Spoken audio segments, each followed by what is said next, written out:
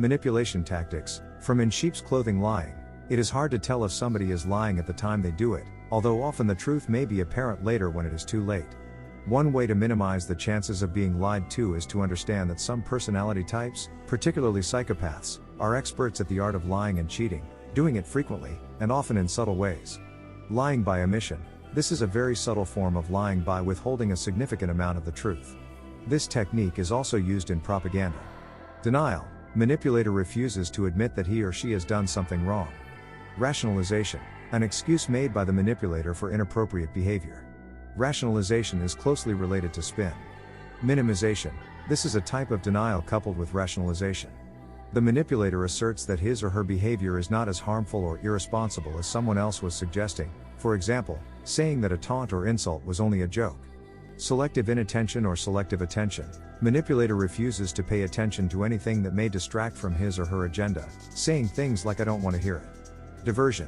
Manipulator not giving a straight answer to a straight question and instead being diversionary, steering the conversation onto another topic.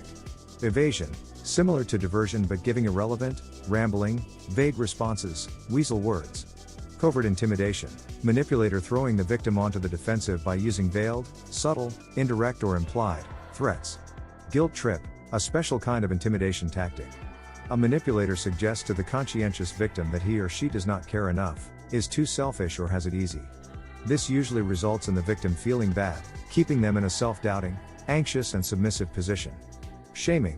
Manipulator uses sarcasm and put-downs to increase fear and self-doubt in the victim.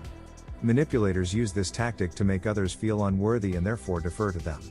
Shaming tactics can be very subtle, such as a fierce look or glance, unpleasant tone of voice, rhetorical comments, subtle sarcasm. Manipulators can make one feel ashamed for even daring to challenge them. It is an effective way to foster a sense of inadequacy in the victim. Playing the victim role. Manipulator portrays him or herself as a victim of circumstance or of someone else's behavior in order to gain pity, sympathy or evoke compassion and thereby get something from another.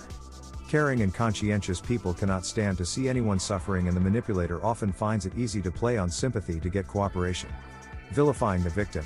More than any other, this tactic is a powerful means of putting the victim on the defensive while simultaneously masking the aggressive intent of the manipulator. While the manipulator falsely accuses the victim as being an abuser in response when the victim stands up for or defends themselves or their position. Playing the servant role. Cloaking a self-serving agenda in guise of a service to a more noble cause, for example saying he is acting in a certain way to be obedient to or in service to an authority figure or just doing their job. Seduction. Manipulator uses charm, praise, flattery or overtly supporting others in order to get them to lower their defenses and give their trust and loyalty to him or her. They will also offer help with the intent to gain trust and access to an unsuspecting victim they have charmed. Projecting the blame, blaming others. Manipulator scapegoats in often subtle, hard to detect ways. Often, the manipulator will project his/her own psychotic thinking onto the victim, making the victim look like he or she has done something wrong. Manipulators will also claim that the victim is the one who is at fault for believing lies that they were conned into believing, as if the victim forced the manipulator to be deceitful. All blame, except for the part that is used by the manipulator to accept false guilt, is done in order to make the victim feel guilty about making healthy choices, correct thinking and good behaviors. It is frequently used as a means of psychological and emotional manipulation and control. Manipulators lie about lying, only to re-manipulate the original, less believable story into a more acceptable truth that the victim will believe. Projecting lies as being the truth is another common method of control and manipulation.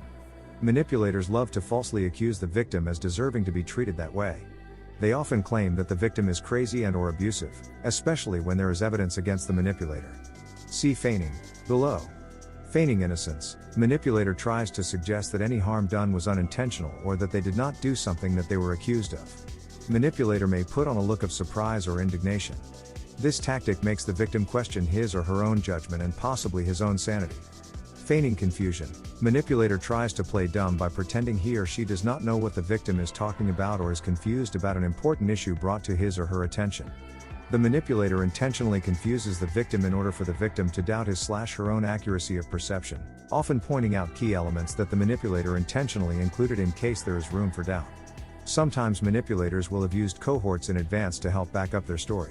Brandishing anger. Manipulator uses anger to brandish sufficient emotional intensity and rage to shock the victim into submission.